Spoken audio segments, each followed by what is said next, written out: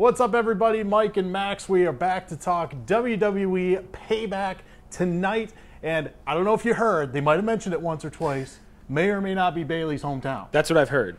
I've heard WWE say that a couple times. They may have given it a passing mention. Just a little. We'll get into that in just a second.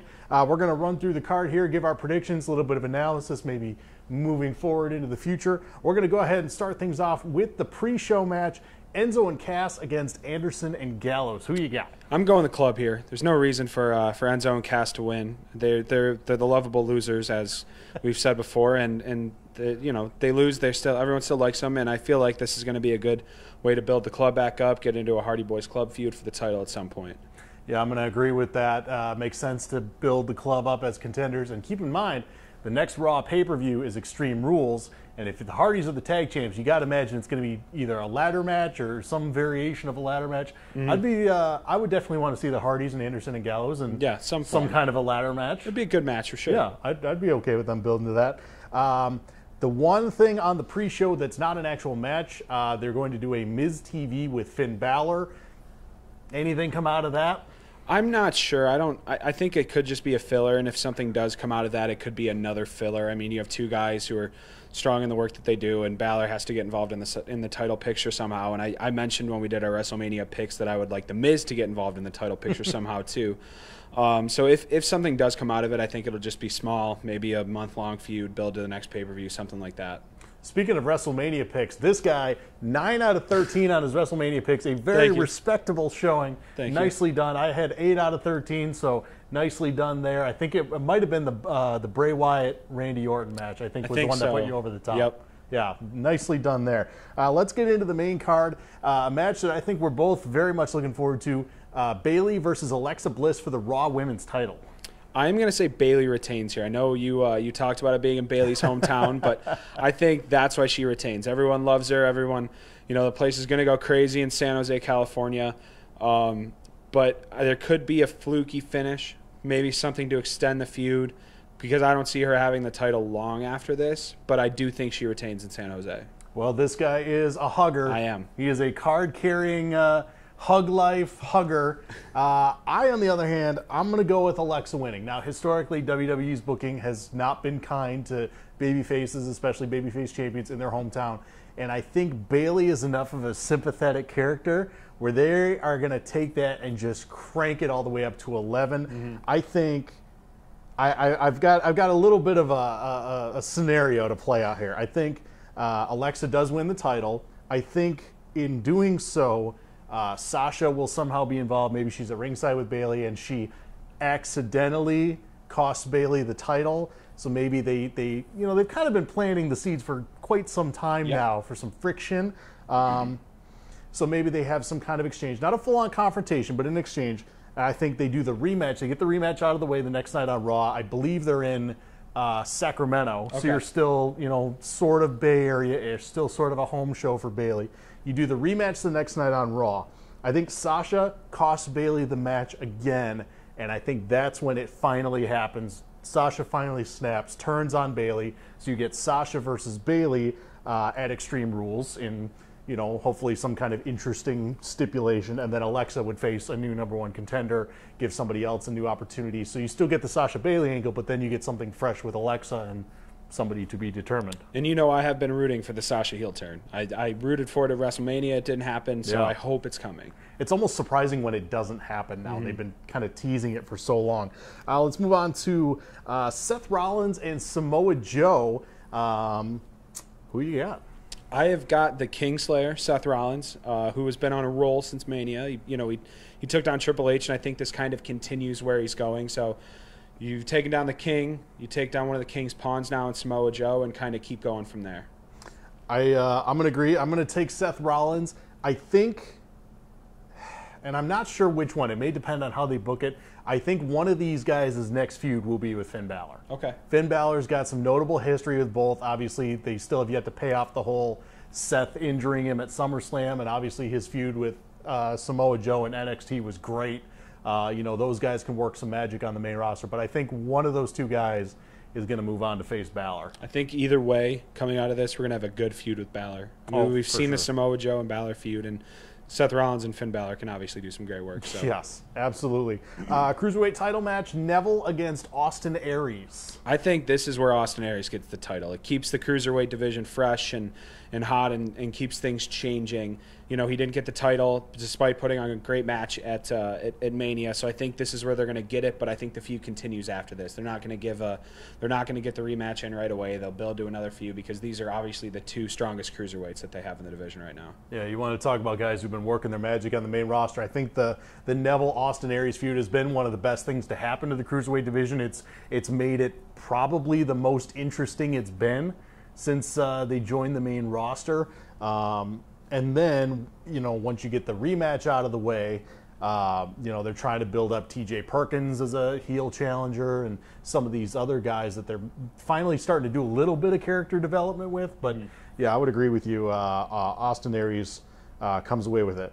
The House of Horrors match with Randy Orton and Bray Wyatt, and best we can understand, this is not a title match. Okay. It's not a title match. We had talked about this, and I think because it's not a title match, Bray Wyatt's going to get the win here.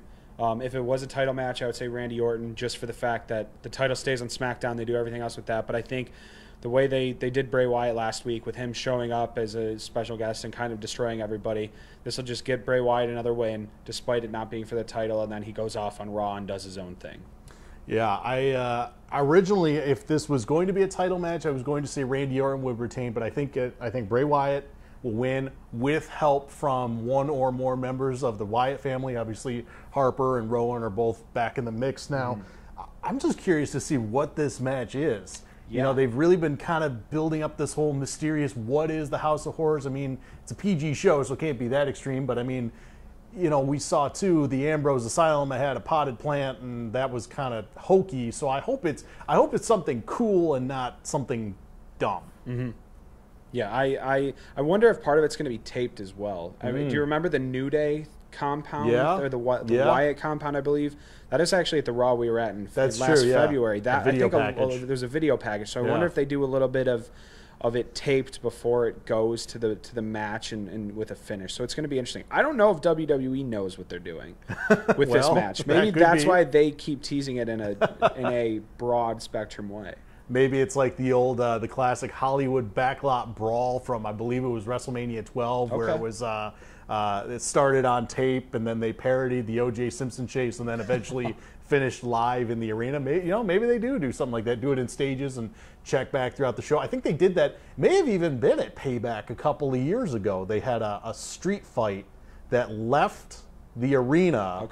Early in the show, and then I was Ambrose and somebody, and then it came back later in the show and finally finished. And the joke was they're brawling out somewhere in Chicago. Yeah, so maybe. I guess we will wait. We'll find out. Let's talk about the tag title match: the Hardy Boys against Cesaro and Sheamus. I don't see any reason for the Hardy Boys to lose this match. They're hot, they're new, but they're old.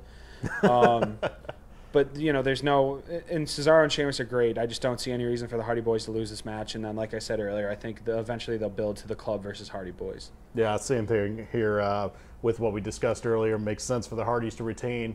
You got Extreme Rules coming up. That's their wheelhouse, some kind of ladder match, hopefully against the Club. I would very much be looking forward to that. Not much really to say on that one.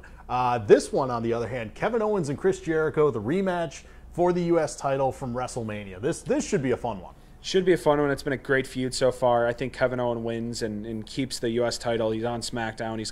He's the new face of America. And I don't see him losing anytime soon, and losing that title either. Not to Jericho. I think this kind of ends the feud, and then they each go their separate ways.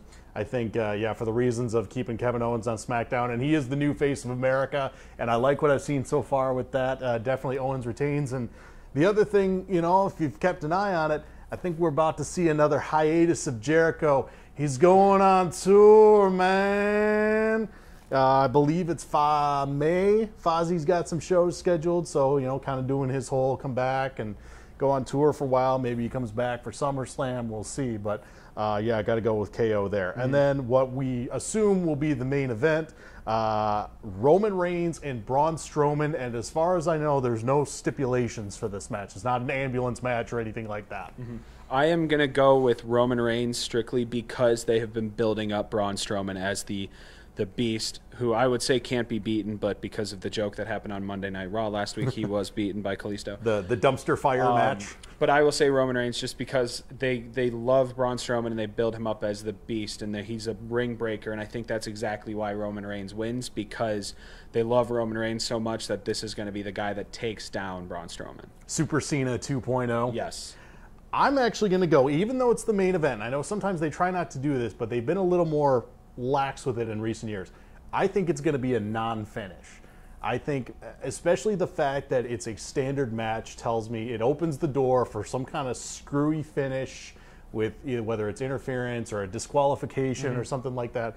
I think it's a non-finish and the feud continues, especially with the next pay-per-view being Extreme Rules. Maybe they do an ambulance match. I mean, maybe they have something like that, but I think there's enough momentum there where I don't think we've seen the last of this feud, especially with Roman being off TV for the last couple of weeks. I think there's a lot more they could do with it over the next 5 or so weeks, whatever it is, until Extreme Rules.